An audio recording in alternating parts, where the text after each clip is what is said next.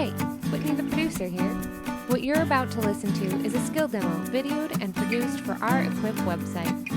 We've cut it and posted it to our podcast, but if you'd like to see my coworker's delightful face or access the resources, head over to equip.archomaha.org. Enjoy!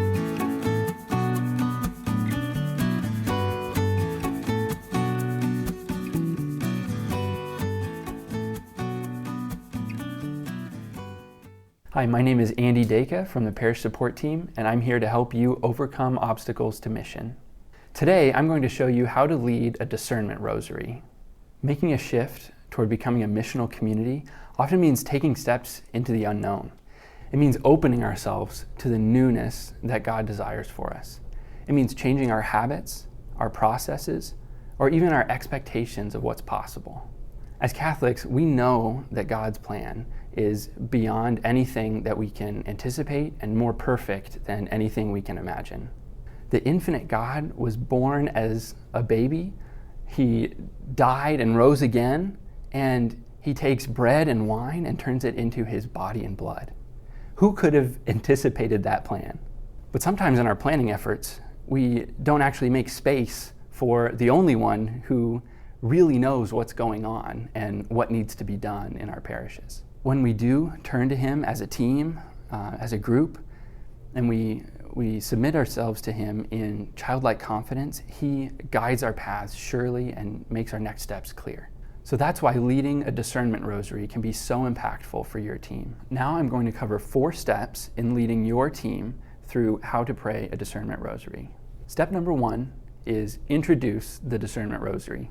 Why do you think your team would benefit from praying a Discernment Rosary?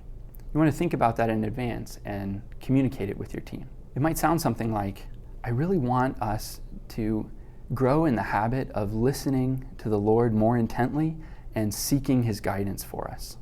You should also think about, what questions do you have related to your mission that you could bring to the Lord together? As a leader, you might want to bring a list of questions to your team in advance.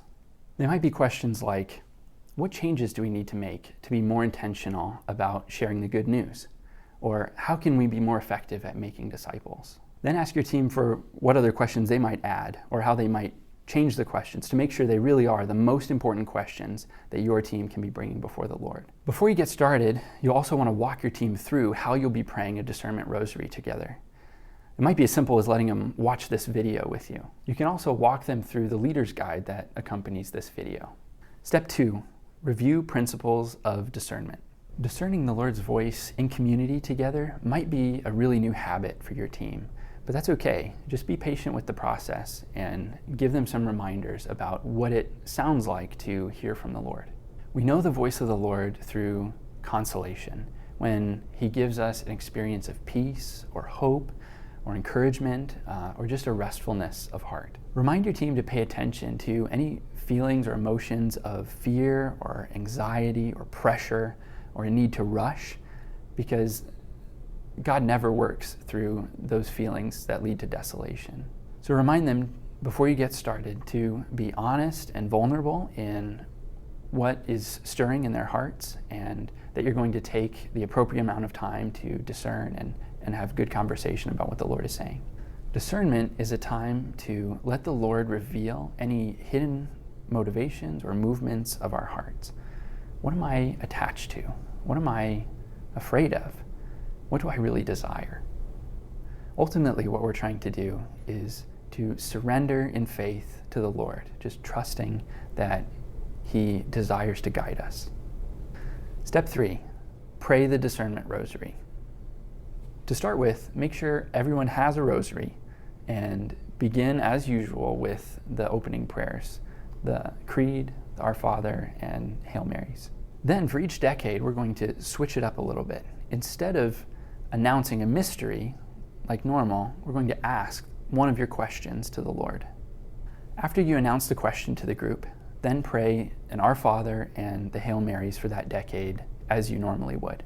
When you finish the decade, make sure you allow just a couple minutes of silence for everyone to reflect and write down any thoughts that they have.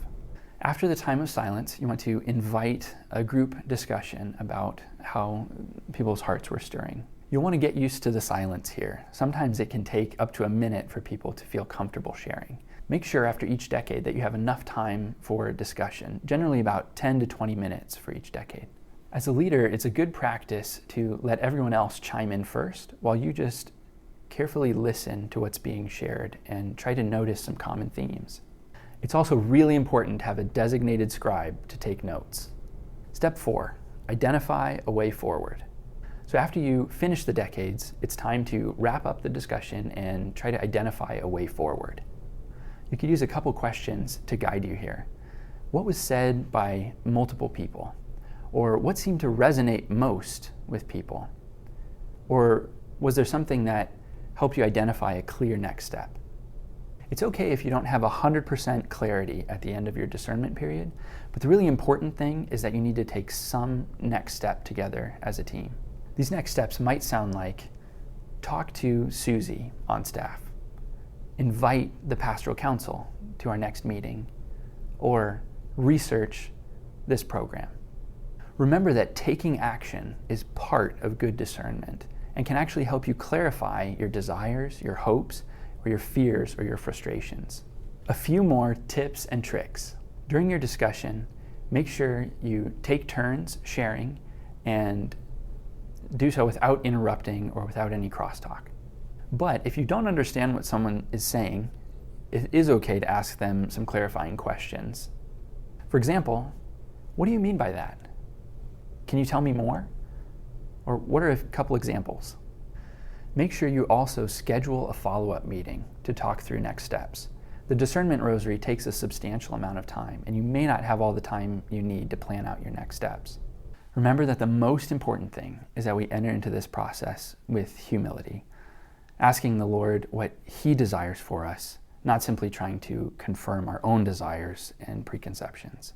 And if you'd like some help planning out your Discernment Rosary, maybe thinking through some questions or just talking through how the night will flow, feel free to give me a call or send me an email. I'd love to talk to you.